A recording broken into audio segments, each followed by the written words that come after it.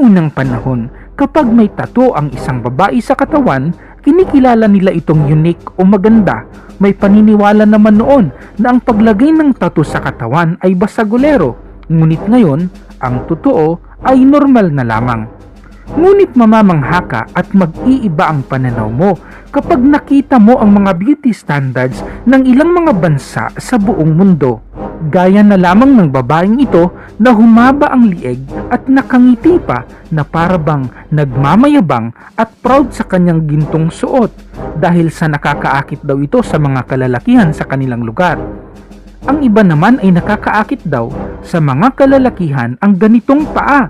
At akalain mo ba naman na ang ganitong klaseng bibig ay isa palang nakakaakit at nakaka-inlove sa bansang Ethiopia? Kaya wag bibitaw dahil marami pa kayong makikita dito sa ating top 10 kakaibang beauty standards sa iba't ibang panig ng mundo. Number 10. Lip plates. Sa bansang Ethiopia, may isang tribo doon na binubutasan ng mga kababaihan ang ibabang bahagi ng kanilang labi upang lagyan ng palamuti. Sinasabing obligado silang gawin ito bago sila ikasal dahil sa paniniwala ng kanilang tribo na ito ang basihan sa tunay na ganda. Dito nakikita ang estado ng pamumuhay ng isang babae doon. Kung gaano kalaki at kayunik ang lip plate ay gayon din ito kayaman. At marami ding baka na kailangang ibigay bilang dore para siya ay pakasalan. Number 9. Yeba. Normal sa ating mga Pilipino na nangangarap magkaroon ng maganda, maputi at maayos na ngipin. Kung ang iba ay gumagastos ng libo-libo para magpa-brace o pagpapaayos ng ngipin, ibang istorya ang makikita mo sa Japan.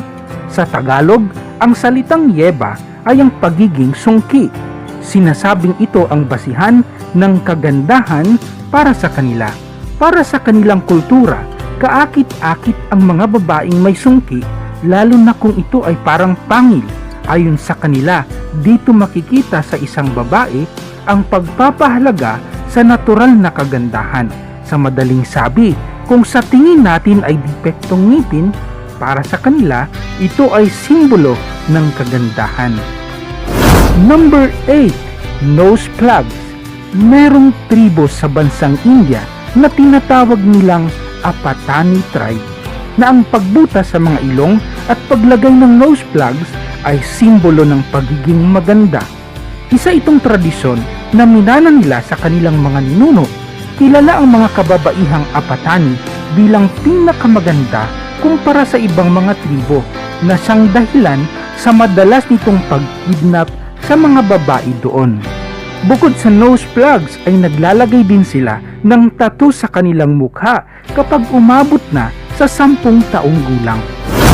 Number 7. Otjise red paste. Sa Namibia, Africa, makikita ang tribo na kung tawagin ay Himba. Kakaiba ang basihan ng kagandahan sa kanila, hindi sa pagiging maputi o maitim, kundi sa pagiging mapula. Pinapahiran nila ang kanilang buong katawan, pati na ang buhok ng red face na kung tawagin ay otjise. Number 6. Neck rings. Kung ikaw ay may mahabang lieg, siguradong kukutyain ka ng mga tao at gagawing sumsuman sa social media. Pero merong kakaibang tribo na matatagpuan sa border ng Myanmar at hilagang Thailand na tinatawag na Tayan tribe. Sa edad na 4 hanggang 5 taong gulang, nilalagyan nila ng neck rings ang mga kababaihan. Dinadagdagan nila ang rings nito taon-taon. Kung marami ang rings na nakakabit sa leeg, mas malaki ang tsansa na makakapangasawa ang mga babae. Number 5. Isa sa dahilan kung bakit natatakot tayo sa pating ay dahil sa mga matutulis at hindi pantay na mga ngipin nito. Ngunit sa bansang Ethiopia, ang mga babaeng malapating na ngipin ang kinikilala nilang maganda doon.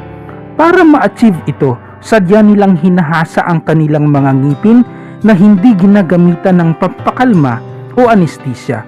Kahit sobrang sakit ito ay pinipilit nilang tiisin upang makamit ang totoong kagandahan.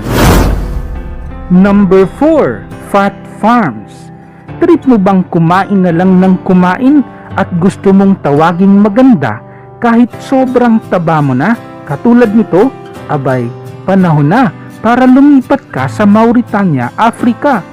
Basihan ng pagiging maganda sa lugar na ito kung ikaw ay mayroong makapal na fat sa katawan. Kaya naman sa murang edad pa lang ng mga kababaihan, napadala na sila sa mga fat farms. Sa pilitan silang pinapakain ng marami. Number 3, Budi tribe. Balikan natin ang Ethiopia. Itinuturing na attractive na katangian sa isang lalaki doon ang pagiging mataba. Sa katunayan, nagkakaroon sila ng beauty pageant bawat taon upang malaman kung sino ang pinakamatabang lalaki sa kanilang tribo. Ang bawat kalahok ay isina-isolate sa isang kubo sa loob ng 6 na buwan upang makaiwas sa kahit anumang physical activities. Habang naka-isolate sa bawat araw, ay pinapainom sila ng 2 litrong gatas ng baka na may halong dugo nang sa gayon ay lumaki palalo ang kanilang mga tiyan.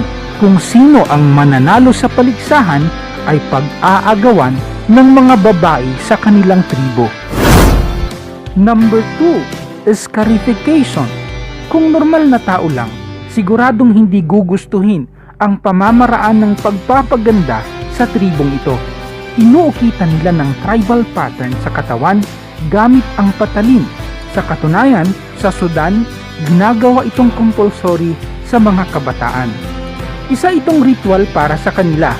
Kinikilala nilang malaking kahihiyan kung ang mga kabataan ay iiyak sa panahong nilalagay o inuukit ang tribal pattern sa katawan.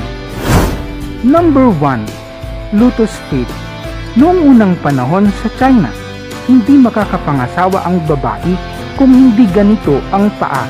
Tinawag nila itong lotus feet at ito ay napaka-attractive sa mga lalaki.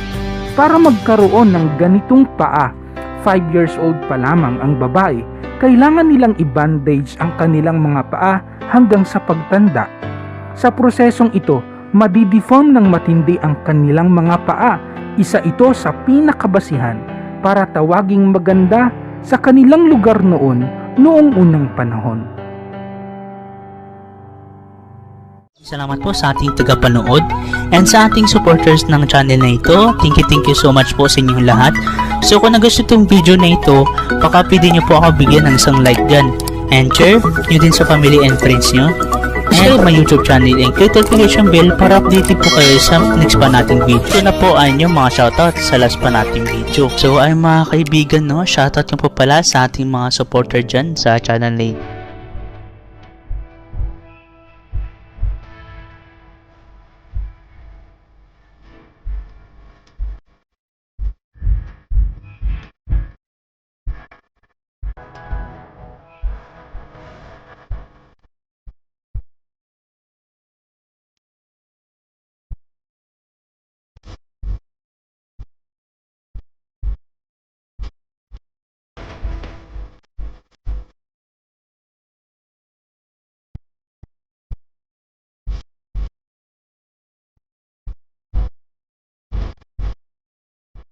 So ayun lang, kita-kita po tayo sa next pa nating video. Peace out and goodbye. See you in my next video.